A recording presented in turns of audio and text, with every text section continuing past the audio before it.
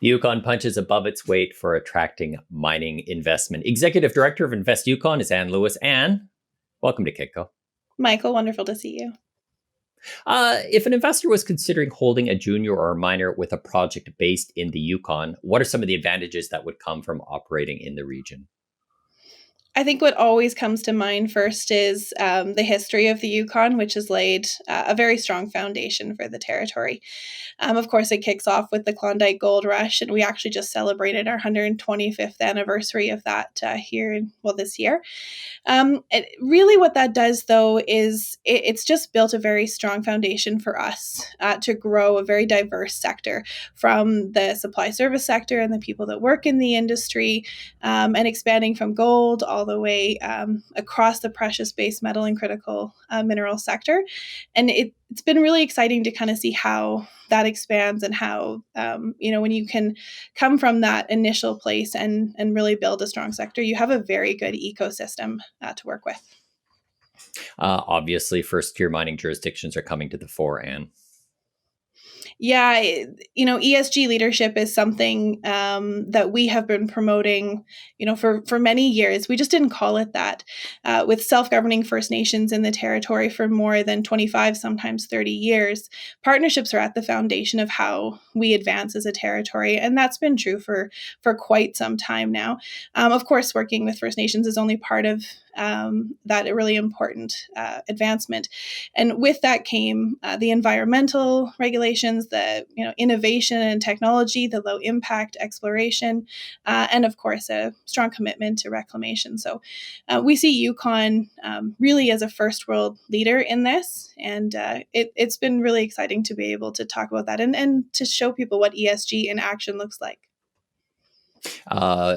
Beyond First Nations, I mean, it's important if you're doing mining that you have, well-developed community stakeholder relationships. And, when you're up in the Yukon, you really see that mining is central to the area. That's definitely very true. Of course, mining is our number one private sector and GDP contributor. And so when you have the communities really understanding that history and that foundation, everything from your coffee shop partnerships all the way to your expediters, and then on site, that full ecosystem from exploration through to production is critical. Also, being a first-tier mining jurisdiction, what is crucially important is government support. Can you talk about how government is involved and how it's supporting the mining sector up in the Yukon? Certainly. One of the ones that is most obvious is the support of Yukon Mining Alliance. The Invest Yukon and Connection to Investors is a partnership that we have with the government, and we work with the Departments of Economic Development and the Yukon Geological Survey and Energy, Mines and Resources, as well as Highways and Public Works. And it's really important to connect investors with the most recent and pertinent information that they need to understand how the jurisdiction's evolving. So they're side by side with us normally, hopefully, on the road, and we'd like to get back out there and be doing that again. But certainly through projects like our Invest Yukon property tours that we do in the summer, and then our upcoming virtual release of them here. How's the infrastructure in the Yukon? It's been really exciting to see the advancements. I think there's a lot of myths and misconceptions about operating in the North. Yukon certainly is quite unique. We've got a very established road network that has had significant recent investment. The Resource Gateway project saw a number of new announcements. Just this year alone, we saw an additional $63 million committed towards the Mayo district, which is, of course, where Alexco and Victoria Gold are operating, and we see Banyan there year-round. And that's been really exciting for Banyan in particular, who's got, I think, 3 drills now, maybe headed to more.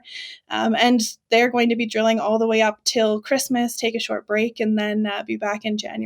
So that infrastructure is what's allowed us to really move from just a seasonal jurisdiction for some projects to more year-round.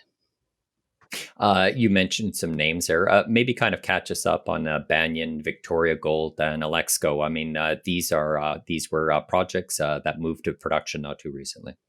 So Alexco and Victoria Gold both moved to production in the last 2 years. And of course, we also saw the Minto mine resume production as well. This is pretty exciting. Yukon now has 3 producing mines and diverse commodities. So this really just speaks to the diversity of the mineralogy here in Yukon and moving projects from that exploration stage all the way to production. Of course, Alexco, a primary silver producer, Victoria Gold, and Minto being a copper gold. And Minto's exciting right now as well, a private company that's just getting ready to wrap some financing and list publicly. So it's it creates a big foundation for the juniors as well to advance and to see that these projects have moved through permitting and then into production. How do you learn more about investing in the Yukon, Anne? Number one way is investyukon.ca, our website, our social media, and of course, reaching out to our Invest Yukon team here and the companies. There's more than 20 members of Yukon Mining Alliance in our Invest Yukon team, and that just shows how many leaders in exploration and mining we have. We started just over 10 years ago now, and with 5 companies, and now we're going to tip over 20 as we head into the new year. So lots of companies advancing projects. Anne, thank you very much for your time. Thanks very much, Michael. I've been speaking with Anne Lewis. She is Executive Director of Invest Yukon. My name is Michael McRae, and you are watching Kitco Mine.